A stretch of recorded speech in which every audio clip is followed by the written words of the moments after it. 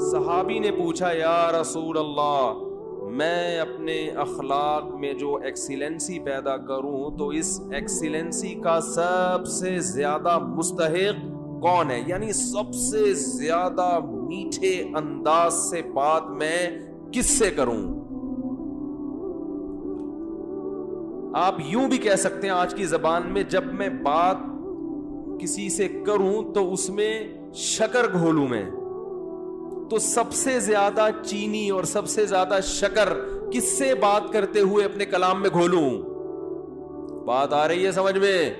آپ صلی اللہ علیہ وسلم نے فرمایا امک، پوری کائنات میں سب سے میٹھے انداز سے اگر تم نے بات کرنی ہے تو سب سے زیادہ رائٹ یہ کس کا ہے؟ تمہاری، بولو نا، ماں کا۔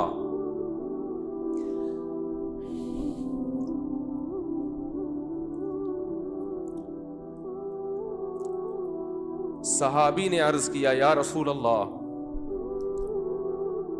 کیا انداز ہے؟ فرمایا ثم من، ثم کا مطلب ہوتا ہے اس کے بعد،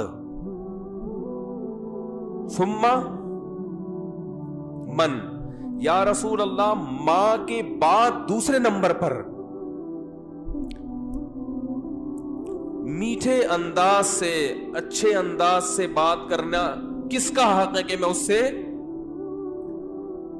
اچھے انداز سے بات کروں؟ ماں کے بعد، ماں کا تو پتہ چل گیا، دوسرے نمبر پہ جو میں سب سے بہترین اور مٹھاس کے ساتھ بات کرنی ہے، اخلاق میں ایکسیلنسی پیدا کرنی ہے، ماں کے بعد دوسرے نمبر پہ کون ہے وہ؟ تو آپ صلی اللہ علیہ وسلم نے کیا جواب دیا؟ فرمایا امک، ماں کے بعد دوسرا نمبر بھی کس کا ہے؟ بولو بھائی، کیا عجیب انداز ہے۔ حالانکہ یہ عام عرف کے مطابق جواب سوال کے مطابق، بولو بھائی، نہیں ہے۔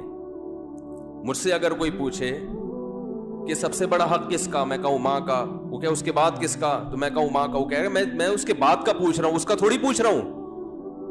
تو یہ سرسری نگاہ سے دیکھا جائے تو یہ بلاغت والا کلام نہیں ہے، یہ غلط کلام ہے اگر سرسری نگاہ سے دیکھا جائے، کیونکہ ہم پوچھ رہے ہیں کہ اس کے بعد، ماں تو پتہ چل گیا، ماں کے بعد اس کے علاوہ بتائیں آپ، لیکن نبی دوبارہ کس کا نام لے رہے ہیں؟ یہ سرسری نظر میں یہ کلام بلیغ نہیں ہے، لیکن حقیقت میں یہ بلاغت کے اعلی معیار پہ پہنچا ہوا کلام ہے، کیونکہ بات کو دل میں اتارنے کا اس سے بہتر طریقہ نہیں ہو سکتا تھا کہ ماں کے بعد دوسرا نمبر بھی کس کا ہے؟ ماں کا۔ اس کا مطلب کیا ہے کہ ماں کے بعد اگر تم یہ سمجھتے ہو کہ کسی سے بہت ہی میٹھے انداز میں بات کرنی ہے تو یہ حق دوبارہ ماں کو دے دو۔ دوبارہ کس کو دے دو؟ صحابی نے پھر پوچھا یا رسول اللہ ثم من، دیکھو صحابی کا انداز بھی کیا ہے، وہ چونکہ ان کو یہ تھا کہ مجھے ماں کے علاوہ اب چاہیے کہ کون ہے، اور نبی نے دوبارہ کس کا نام لے لیا؟ ماں کا۔ لہذا صحابی نے پھر اپنے سوال کو ریپیٹ کیا، کیونکہ وہ یہ سمجھتے تھے کہ مجھے میرے سوال کا جواب نہیں ملا۔ تو انہوں نے تیسری دفعہ پوچھا یا رسول اللہ ثم من، یا رسول اللہ تیسرے نمبر پہ کون ہے؟ تو آپ صلی اللہ علیہ وسلم نے فرمایا امک، تیسرے پہ بھی کون ہے؟ بولو بھائی، یہ ہے ویمن رائٹس۔ یہ کیا ہے؟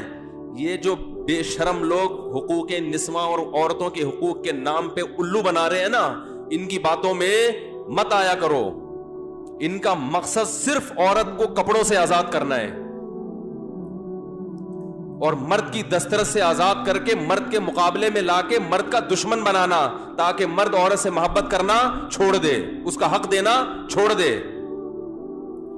تمہیں اسلام نے عورت کے جو حقوق بیان کیے ہیں اس کے بعد ہمیں کسی اور سے عورت کے حقوق کو سمجھنے کی ضرورت نہیں ہے. ہمیں کسی لبرل سے, کسی حکومت سے, کسی ویمن رائٹ سے, کسی سے ہمیں سمجھنے کی ضرورت نہیں ہے. ہمیں اسلام نے بتا دیا ہے کہ ماں کے روپ میں عورت کا کیا حق ہے, بیوی کے روپ میں عورت کا کیا حق ہے, کہ بیٹی کے روپ میں عورت کا کیا حق ہے, بہن کے روپ میں عورت کا کیا حق ہے. اور یہ جو لبرل لوگ ہیں یہ صرف گرل فرینڈ کے حقوق جانتے ہیں, گرل فرینڈ سسٹم معاشرے میں لانا چاہتے ہیں, تمہیں درندہ بنانا چاہتے ہیں, تمہیں زانی بنانا چاہتے ہیں, تمہیں بدکار بنانا چاہتے ہیں. ان کا کوئی فیملی سسٹم نہیں ہے. جو قوم نکاح کی قائل نہ ہو ان کے ہاں ماں بہن بیٹیاں ہوتی ہیں. ماں بہن بیٹی, بھابھی, چچی, خالہ, ممانی, مامی, پھپھی, یہ رشتے تو شادی بیاہ کے نتیجے میں وجود میں آتے ہیں. اولاد ہوتی ہے تو یہ رشتے وجود میں آتے ہیں. پھر ان رشتوں کا پاس رکھنے کا حکم دیا گیا ہے. جن قوموں میں ہر رشتے ہی نہیں ہے تم ان سے سیکھ رہے ہو کہ عورت کے حقوق ہمیں بتاؤ. تو آپ صلی اللہ علیہ وسلم نے کیا فرمایا؟ تیسرے نمبر پہ کس کا حق ہے؟ بولو بھائی, ماں کا. پھر صحابی نے پوچھا ثم من. اس کے صحابی بھی پوچھتے جا رہے ہیں, دیکھو رک نہیں رہے, کیونکہ ان کے سوال کا جواب مل نہیں رہا کہ یا رسول اللہ آپ ماں کا تذکرہ ختم کریں گے تو پتہ چلے گا کہ ماں کے بعد کس کا حق ہے. تو آپ صلی اللہ علیہ وسلم نے ارشاد فرمایا ثم ابوک. چوتھے نمبر پہ کون ہے؟ باپ. پوری کائنات میں اگر آپ کسی سے نرم انداز سے بات کرتے ہیں, میٹھے لب و لہجے میں بات کرتے ہیں, بہت سے لوگ ہیں جن سے آپ بہت نرم انداز میں بات کرتے ہیں. اپنے باس سے آپ سر کہہ کے بات کرتے کہ نہیں کرتے؟ کبھی آپ نے دیکھا کہ اس نے تھوڑا سا سختی کی ہو, آپ نے آنکھیں ماتھے پہ رکھ لی ہو؟ کبھی دیکھا آپ نے؟ ہے بھائی, ایک فوجی اپنے آفیسر کے سامنے کیسے بات کرتا ہے؟ آپ نے دیکھا کبھی وہ ابے تبے سے بات کر رہا ہو؟ ہیں, میں کسی کی نہیں سنتا, میری اپنا لائف اسٹائل ہے, سر مجھے زیادہ آرڈر نہ دیا کرو. کبھی دیکھا آپ نے ایسے اسٹائل میں بات کر رہا ہو؟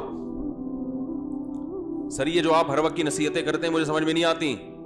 آفیسرز کر رہے ہوتے ہیں نا فوج میں, چونکہ زیادہ احترام ہے اس لیے میں ان کی مثال دے رہا ہوں. ایک بریگیڈیئر آیا اور ایک عام فوجی کو سمجھا رہا ہے کہ یہ کیا کرو, یہ کیا کرو. وہ جواب میں کبھی دیکھا کہ سر یہ زیادہ نصیحتیں مجھے اچھی, بولو نا سر مجھے نہیں اچھی لگتی زیادہ ہر وقت کی نصیحتیں. حالانکہ وہ آفیسر اس کو تنخواہ نہیں دے رہا, تنخواہ اس کو گورنمنٹ دے رہی ہے. اس آفیسر کے اس پر احسانات نہیں ہے, صرف ایک ڈسپلن کو برقرار رکھنے کے لیے آرڈر دیا ہے کہ تمیز سے بات کرو.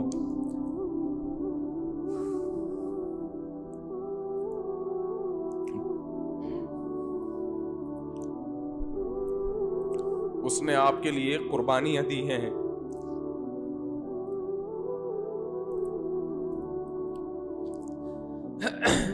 وہ آپ کے لیے لوگوں سے لڑا ہے.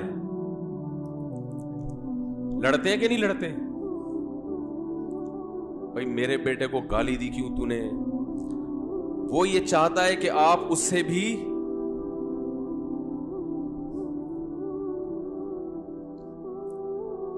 آپ اس سے آگے چلے جائیں.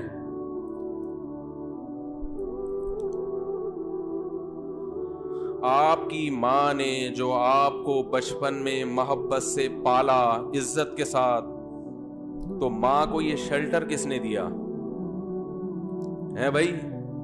باپ نے. باپ اگر نہ شیلٹر دیتا وہ اتنی محبت کے ساتھ نہیں پالتی.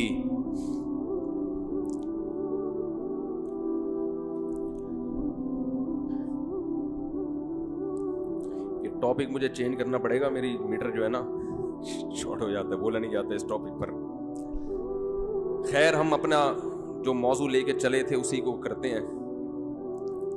تو دیکھو آپ صلی اللہ علیہ وسلم نے کیا فرمایا کہ چوتھے نمبر پہ سب سے زیادہ حق کس کا ہے؟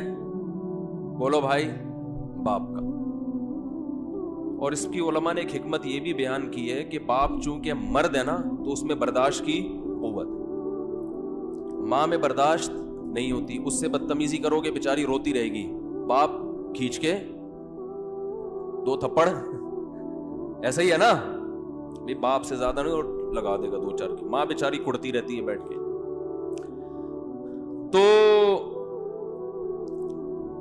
تو میں مثال دیتا ہوں کہ ایئر ہوسٹس سے اخلاق سیکھا کرو. جس اسٹائل میں ایئر ہوسٹس آپ سے بات کر رہی ہے تو جب ماں سے بات کرو نا تو اس اسٹائل میں 3 چمچ چینی, 3 چمچ حدیث میں 3 گنا ہے نا, تو جتنی چینی آپ اپنے باس سے بات کرتے ہوئے اپنے کلام میں ملاتے ہو, اپنی ماں سے بات کرتے ہوئے 2 چمچ اس میں اضافی ڈال لیا کرو, تو ٹوٹل کتنے ہو جائیں گے؟ 3 چمچ ہو جائیں گے. اتنا میٹھا کلام ہونا چاہیے کس سے بات کرتے ہوئے؟